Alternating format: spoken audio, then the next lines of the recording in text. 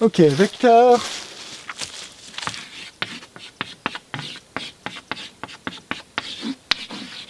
Alors, nous sommes toujours devant la roche au troll. Donc, si vous en voyez un, vous me le dites.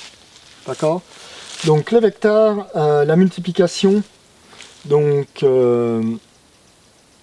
la multiplication par un scalaire. Alors, ici, quand on parle de vecteur, comme on a un nombre qui est multidimensionnel, les nombres classiques tels que tu les connais depuis avant les vecteurs, donc le 5, le 2, le 10, on appelle ça des scalaires.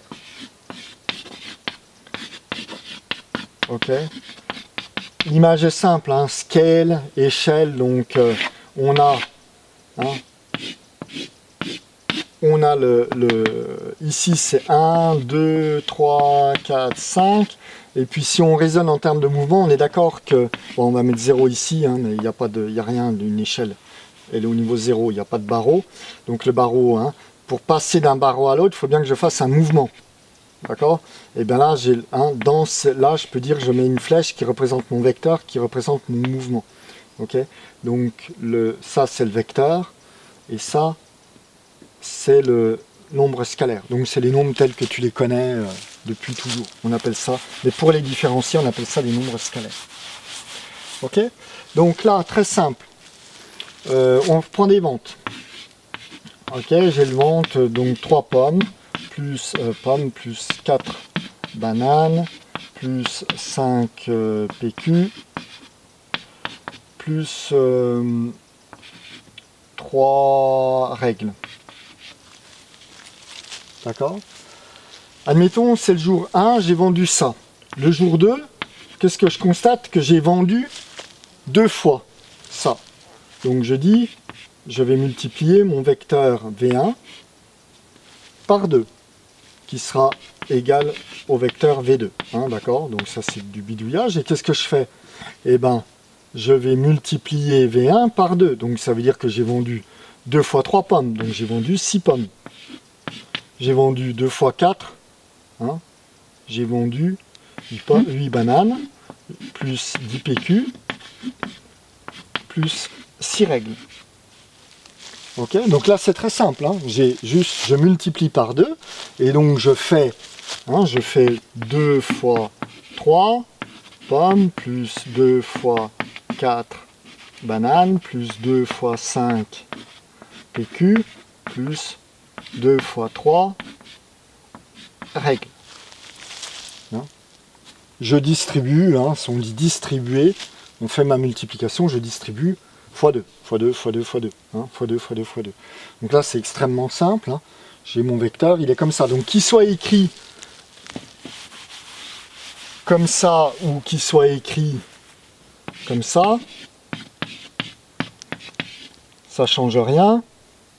C'est même à la limite plus simple comme ça, parce que là, je mets fois 2, fois 2, fois 2, fois 2. On est d'accord? Et je vais avoir le vecteur 6, 8, 10, 6. Ok? Donc là, j'insiste bien, il faut que ça rentre dans le crâne, un vecteur est un nombre, mais c'est un nombre qui représente quelque chose. Un nombre ne peut représenter qu'une seule et même chose. Les ventes du jour, je ne peux les représenter que comme ça, et donc je ne peux les représenter que sous forme vectorielle. C'est un système extrêmement, c'est extrêmement puissant, c'est extrêmement efficace. On fait vraiment des tonnes de choses avec ça, qui seraient on ne peut plus complexe autrement à faire, alors que là, avec une simple écriture comme ça, bim bam boum, j'écris mon vecteur des ventes. Et j'ai des opérations, et j'ai des... D'accord? Et on peut arriver à faire des choses... en physique, c'est extrêmement puissant, quand on décrit les déplacements, les vitesses, les accélérations. C'est vraiment un truc qui est... J'allais dire miraculeux, mais on m'a compris. D'accord? Donc ça, c'est mon vecteur, et il est là. J'ai fait mon multiplication. Donc ça s'appelle la multiplication scalaire. D'accord? C'est-à-dire qu'on multiplie un nombre, un vecteur par un nombre scalaire.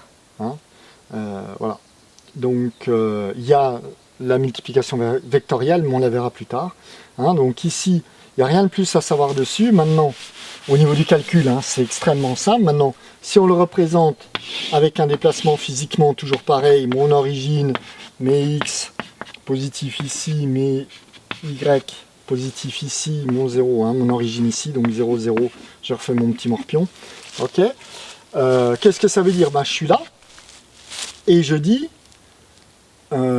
déplace-toi du vecteur, hein, je suis au point A ici, déplace-toi du vecteur 2, 3. Ok, donc je vais faire 1, 2, 1, 2, 3, je vais mettre déplacé comme ça, et je te dis maintenant tu fais x2. Tu fais 2 fois ça, qu'est-ce que je fais? 1, 2, 1, 2, 3. D'accord? Et je vais bien avoir un vecteur comme ça, total, hein, qui est toute cette longueur-là. Et j'ai juste représenté ça de manière très simple. Hein, donc là, c'est là qu'on voit que la flèche est une représentation extrêmement pratique du vecteur en 2 ou 3 dimensions. En 2 dimensions. En 3 dimensions, ça devient déjà pénible. Hein. Représenter sur une feuille de papier des vecteurs en 3 dimensions, il y a des logiciels qui permettent vraiment, parce qu'on les voit, on les tourne, machin, mais c'est voilà, c'est loin d'être simple. Déjà, sur 3 dimensions sur le papier, bon, il faut être bon dessinateur et c'est loin d'être évident. Voilà, ça c'est ma multiplication scalaire, hein, du vecteur. D'accord? J'espère que tout ça est clair. Pareil, il y aura une série d'exercices derrière pour s'assurer que ça pose aucun problème. Hein. Ça doit se faire comme les calculs, comme 2 plus 2. Hein, on doit avoir aucun doute là-dessus. Et en voir des applications telles que celles que j'ai données, hein, des ventes, mais voilà, on trouvera d'autres exemples. Très bien, fin de la capsule sur la multiplication scalaire.